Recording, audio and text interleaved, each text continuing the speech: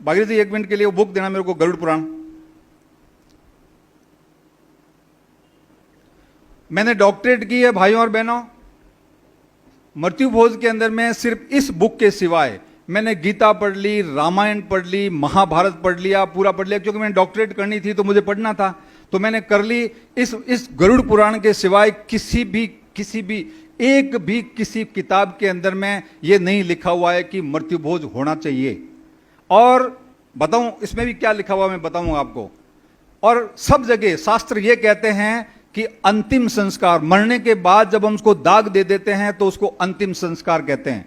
अंतिम संस्कार के बाद किसी प्रकार के कोई संस्कार हमारे लिए लागू नहीं है।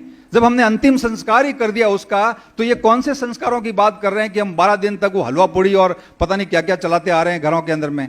गरुड़ पुराण ये कहता है कि 12 दिन तक जिस व्यक्ति के घर के अंदर में डेथ होती है उस घर के अंदर में पानी भी नहीं पीना चाहिए।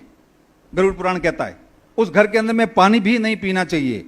और 13वें दिन जब हम पूरे इकट्ठे होकर के अपने अपने घरों से राशन लेकर के उस घर के अंदर में चूल्हा वापस प्रज्वलित करना चाहिए, ये 13वें दिन। और 13 ब्राह्मणों को भोजन कराना चाहिए, ये इसके अंदर में लिखा हुआ है। अब वो 13 ब्राह्मणों के लिए भी जो मॉडर्न टीपाकार है, जो इसकी सर्वे करते हैं, या जो पढ़े लिखे जो ब्राह्मण हैं या जो भी लोग हैं, वो कहते हैं कि ठीक है, कोई गरीब आदमी है तो 13 ब्राह्मण को भोजन नहीं करा सकता तो 1 ब्राह्मण को भोजन करा दो, ये इसके अंदर में लिखा हुआ है। और फिर भी हम उसको पता नहीं किस प्रकार की हम जो है ना पुराने सिस्टम का या पुराने वो हमारे तरीकों का, या कहते हैं कि हमारे पौराणिक सिस्टम चला रहा उसके ऊपर में वो हम उसको पकड़ करके बैठ गए। कहाँ था मैं 57 ईयर्स का हो गया हूँ, मैंने अपने गांव के अंदर में ये खाटा खींचड़ा खा करके भी मौत के ऊपर में और देखा है। खाटा खींचड़ा खा करके बारातें चढ़ जाती थी, लोगों के पास पैसे नहीं होते थे तो कहां से आते थे। उसके बाद स्लोली वो लापसी शुरू की, तो वो लाठी गुड़ की, वो काला सा गुड़ आता था उसकी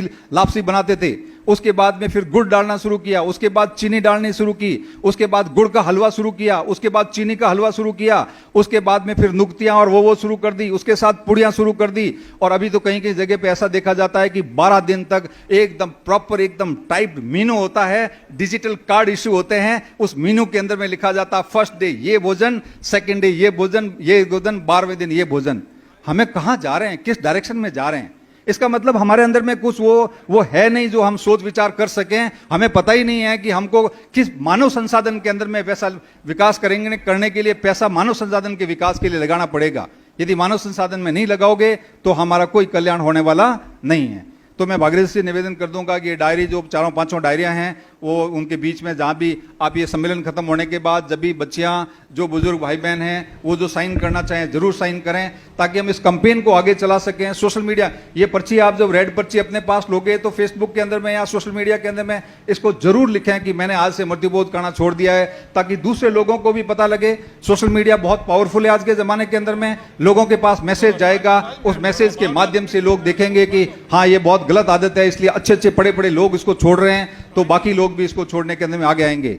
भाइयों और बहनों, मैंने आपका ज्यादा समय ले लिया। मैं साहब को, जाखड़ साहब को और आप सभी को बहुत बहुत धन्यवाद देना चाहूंगा कि मुझे इतने लंबे तक आप लोग बैठ करके सुना और मुझे यहाँ बुलाया, बहुत सम्मान दिया। बहुत बहुत धन्यवाद, मेहरबानी, शुक्रिया। बहुत बहुत धन्यवाद सारण साहब। मैंने कार्यक्रम के शुरुआत में एक बात कही थी कि ये महज